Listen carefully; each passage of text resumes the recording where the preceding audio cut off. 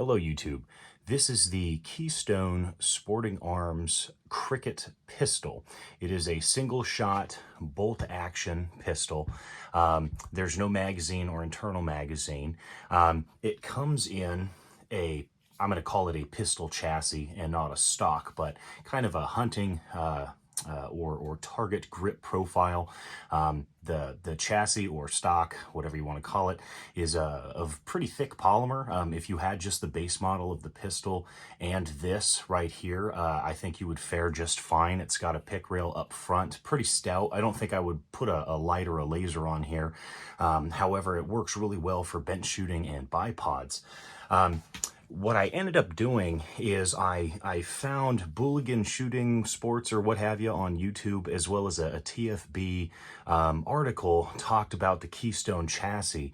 And that's something that I went ahead and started to look up. And there's a few things that got a little obnoxious, along the way, but for the most part, neither here nor there. This was, I would say, above all else, more of a passion project. I would probably advise people, if they're looking into getting into this, probably don't do it, just because it's more of a money pit. And by the time you spend the money on parts and the chassis and the pistol, you're almost at a price point where you could have gotten into another firearm that has more modular, furniture, or has more market support, or has more capacity.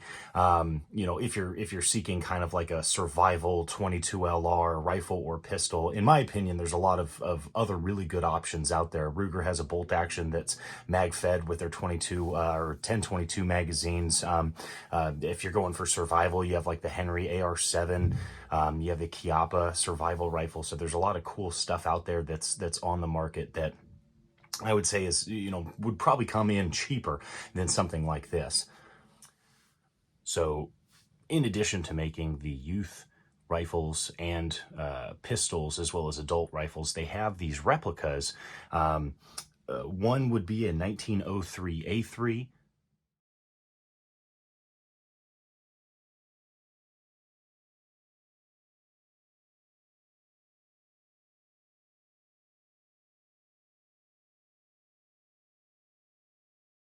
The other would be a 9130 Mosin, and then the other one would be an M38 style of Mosin. And obviously these are on a smaller scale, but in my opinion, a really cool replica to have on hand that, ammunition-wise doesn't break the bank. But back to the pistol, the offerings they have with the pistols is you have both blued and stainless. They come in 22 LR and 22 Magnum. Both of those calibers also have the different kind of finish options. Other than that, the loading and unloading of this is actually pretty slick. So with the action that these guys have, as you can see here, this is not an internal magazine. This is actually just like a feed ramp assist. And when you go to actually chamber around and, depress the charging handle here, it's actually not cocked yet. You have to pull back on the cocking knob here before it's ready to rock. So you could actually carry one inside of the chamber and not have to worry about, an ND or something. So for new shooters, it's actually a pretty cool setup to be able to have both rifle and pistol. Pretty safe overall. So we'll kind of get in more to the chassis build, because that's probably why it may have piqued your interest. Even though the pistol chassis that they come in are really stout and well made for what they are, you may want something different. And in the beginning, I mentioned that this was more of a passion project than anything else. And, I would state that, by the time you spend the money on everything, your money's well spent elsewhere. But let's say you do decide to take the journey. I would think that if you mounted a stainless 22 mag pistol inside of this chassis, then we'd have something significant going on there. But for the 22 LR, it's just, if I could do it all over again, I probably wouldn't have done this. This is the chassis on Keystone's website, which actually had an update. I want to say it was March or April. I ran into a snafu about obtaining one of their chassis because they didn't have a SKU number up on the website yet. They make their chassis in batches, so the most I ever saw was about maybe 30 at a time, but they dwindle down pretty quickly. I'd say inside of a month or 2 months, they're gone, and then it takes time for them to make a new batch and do the finish work. They used to offer them in a few different colors, but as of late, I've only seen them in the black finish here. I did annoy them quite a bit because when they do these batches, their website doesn't have in-stock notification, so you kind of have to check the website again and again. And, you know, as a few months goes by, and especially after they updated their website, I had assumed that maybe for some reason they discontinued it, or they're shifting towards a different type of chassis. So I had really kind of pestered them and finally got an answer. And they just mentioned to, you know, keep checking the website. And so sure enough, I was able to obtain it, like I say, March or April. But there's a few rounds where I kept missing the window. One of the kind of, I would say, few complaints that I have about Keystone is, well, and this also would apply to a lot of other online retailers, is the pictures that actually show, you know, all the angles that you would need if you're going to be doing a project like this. It would have been nice to see, you know, parts mounted. It would be nice to see the underside of the chassis. And I do apologize. I'm going to dismount this here in a second so you guys can see the rail system I have on the bottom. But there's four mounting holes on the underside of the chassis, and then there's two mounting holes. Again, they're all plugged, but two mounting holes on either side of the chassis here for what Keystone says are rail systems. But we'll go from there. So again, despite my complaint about the lack of pictures, I'm not going to dismount my rail system here, but I can walk you through where the holes are and kind of at least list a gripe about that. So on their website, they mentioned that this is compatible, the chassis, I mean, is compatible with a 5-slot Magpul MOE legacy rail. And as Magpul shifts from their old rail systems that could mount to like the M4 style of handguards and from their old MOE style of furniture, and they go more towards M-LOK, less and less retailers have it. You can still find them. They range anywhere from like $5 for the little rail section all the way up to like 15 if you're really getting gouged on a certain site. But the hard part is that, you know, even if you had that, there may be other rail sections out there, and you would need the measurements for where these mounting holes are. And again, forgive me, I'm not going to dismount this and measure this for you.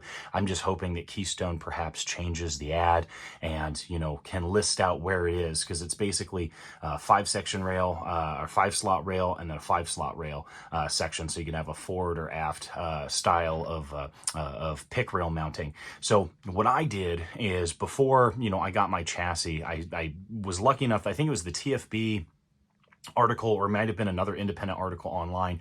It was a quick flash, or maybe he had the chassis in a certain direction, and I was able to see the four mounting holes, but I didn't have the exact measurements. So what I went and did is on Amazon, I went and got this Chinesium rail system. And the reason why I went after this one is these slots here allowed me to shift a little bit more. And then you have two primary mounting holes, both forward and back. But you can see here's one of the holes. Inside of this slot right here, half crescent little one, that's the second, and then right next to it is the third, and then back here is the fourth. So I also purchased a whole pack of Chinese, like Magpul, well, I wouldn't say Magpul, but polymer rail sections that copy the measurements to a lot of the Magpul MOE style of stuff. And 3 of those rail systems, which I guess I can include a picture of this guy as well as the polymer one. Which ones will work here? I opted for the aluminum just because it's going to hold a little bit closer to the chassis itself. It's also, you know, warping and cracking aren't going to really be an issue. It may mar really bad, but so far it's been pretty solid. But just wanted to kind of give a little insight of where the mounting holes were here.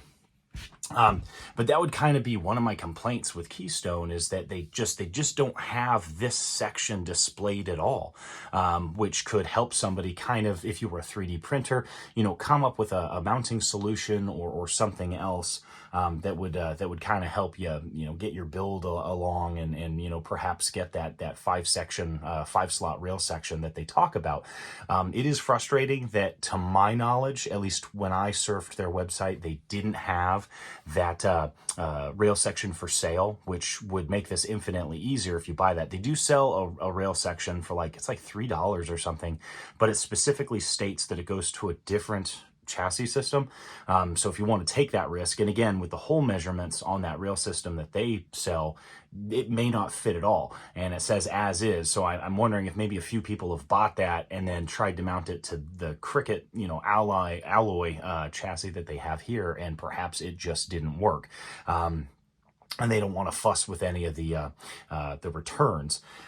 You will see, real quick, as I kind of look at this, you'll see that I just went to my local hardware store and got fasteners myself that were, gave me the proper depth for this, because again, I was kind of making it up. The other frustrating part is that if you were to go and buy, the knockoff rails, you're going to have to look up, what the thread pitch was for, the MOE rail systems. And that's another frustrating part on Keystone's website, is they don't mention what these threads are. You do have to assume that, all right, if it's made for a 5-slot rail section for Magpul, it must use those same fasteners, hence the thread pitch. And so my other question to them was, are the side mounting holes the same as the bottom? And it took a while for them to get back to me, and I don't think they directly answered those. They may have down the road. I'd have to sift through my emails about what the thread pitch is, and I want to say it's like 10-30 seconds is the Magpul fastener threads, which is what they have mounted here. Next we'll kind of go to the side rails that they have. I don't know why you would want to have side rails other than to mount accessories, such as a side saddle as seen here. I actually was able to utilize, because these are made for right and left-handed shooters. I guess they have models that also are on the other side. I added a rail section here. This is one of those Chinese polymer ones where basically this just acts as, let me pop this up real quick. This acts kind of like reminiscent to the wire folder stock on an AK that has the little bumper. This is what I would refer to as like an over travel stop. So as I fold this brace up for transit, or storage, it doesn't, push too closely and force any extra pressure on the, or extra tension on the folding hinge back here, since this is just an SB tactical folding hinge. And being a 22 LR, I'm not expecting this thing to hold up, terribly long, but if I, kind of take care of it and use it gingerly, then it should be fine. But that's basically all this rail section is for, is I wanted to have something that would just eliminate that kind of extra tension being applied here if it was to kind of fully collapse.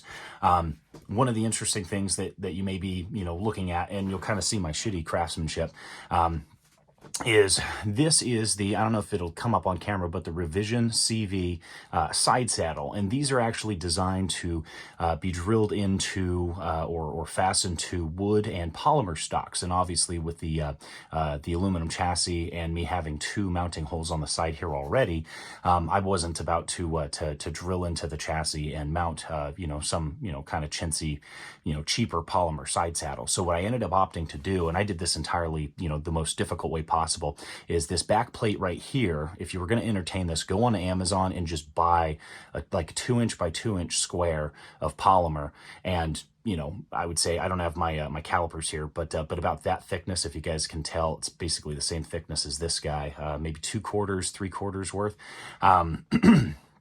What I ended up doing is I went to the hardware store and I bought a ABS end cap. It was about, I think it's like 1.25 inches.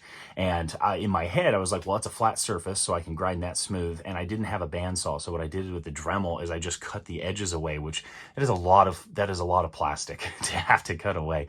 And unfortunately, I spent entirely too long on something that should have been a lot quicker. So just buy a flat piece of plastic. But once I finally got it all cut out, I shaped it to fit behind this design. It's kind of this, interesting little shape, but got that all cut out. And then I had to countersink 2 holes to line up with the mounting holes so that my fasteners for the plate would mount flush. And then from there, I took a very tiny drill bit and drilled into the plastic, and then you need a jeweler, tools like a jeweler Phillips head to be able to screw these in, because I had nothing that would actually fit the head of these fasteners here. But by the time all was said and done, I have a pretty cool side saddle setup. If you have access to a 3D printer, this is again something that Keystone could probably do, which would make a lot of sense. Is either partner with the Revision CV guys, or perhaps print or CNC their own, and you have the perfect mounting position for a side saddle here. So I just thought, I might as well just try something on my own, and that's kind of how I did it. But now you have 5 on board, and you can have, as I mentioned earlier, 1 inside of the chamber, but not have this cocked, and you're good to go. The barrel is threaded. The threads are just half by 28, so standard AR, 15 style of threads. I realized that the A2 birdcage flash hider is, obviously going to do nothing on a 22 LR. I had this lying around, and it just looks cool. That's it. That's the only reason it's on there, is just because it's neat. The sights themselves on these, I don't know if you guys if it'll pick that up. Not too bad for iron sights, but my eyes aren't the best. So what I'm going to opt to do is get their little optic mount. But anyway, going to go ahead and mount that, and then get an optic set on here. Something that I could probably shoot from a bench that wouldn't be a really high forward mount pistol scope. But that's kind of one of the other neat things, is that you do have the ability to mount an optic. It's just that their optics rails are fairly expensive. Last I checked, I think they run like $37. You can get deals on some of their China-made optics that are paired with them, and save a teeny bit of cash. But if you want to mount your own optic, the rails themselves, you're looking at almost $40, which I don't mean to sound like a communist, but that seems a little pricey for me as a weekend plinker and a consumer. So I'm trying to get the most bang for my buck, and that just seems a little too pricey.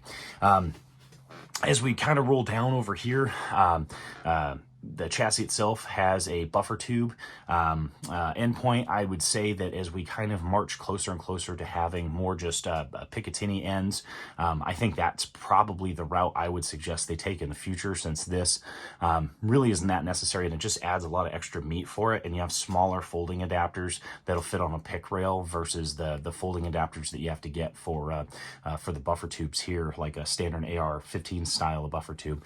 What I went with was an SB Tactical folding adapter. These aren't bad as long as you're not really beating the shit out of them, but for like a small, low recoil kind of firearm, these aren't terrible.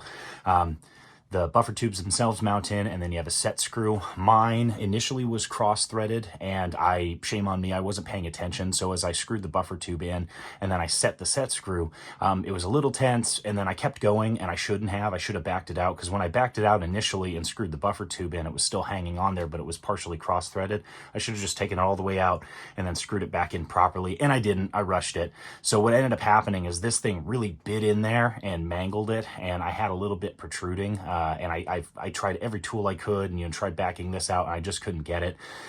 So I figured, well, since this is already on there and the adapter's already stuck inside, it's no big deal. What I'm going to do if I ever do, bust the adapter here, is I'll just drill this in, take the thing off, and then go from there. But I just took my Dremel and then filed this flush and then just painted it black, and that was my fuck up.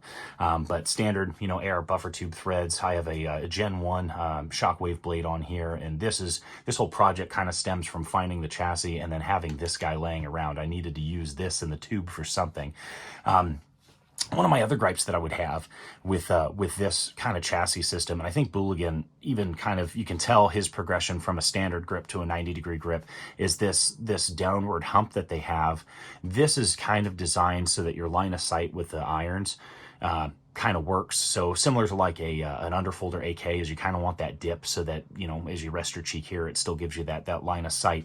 But the problem is that this much meat really inhibits your ability to get the web of your hand in and underneath it to properly grip. Like, I can do it. It's just, it's really pushing up on my hand, and I think there's a better way to do it, but it is what it is. If you have a 90-degree 90-degree grip laying around, I would probably get one of those. What they typically show with their chassis is an A2 grip, but it's still kind of the same angle grip here, where you get up and into this, even though it's a slimmer grip, the A2 I mean, you're still running into this issue. I would assume that the 90-degree grip is going to be the way to go. One of the cool things though with Keystone is they have like every one of the parts for repair on their website. So if the trigger gets messed up, the bolt, the firing pin, the cocking knob, everything can kind of get replaced. I'm sure that they have a decent warranty, so you could probably even send it in to them should you choose. But that's kind of this entire project in a nutshell. And like I say, if I could do it over again, I probably would have gone with 22 Magnum. I don't think I would have done the 22 LR, but it's still, you know, kind of a neat little, you know, quote unquote, I would say cockpit gun or survival, you know, pistol build. And I do want, you know, more of the compact things because they tend to fit in the safes a little bit easier. Oh, real quick, here's the just the mounting hole. So that's how the rifles and pistols can utilize the same chassis, is they just bolt straight in, just like that.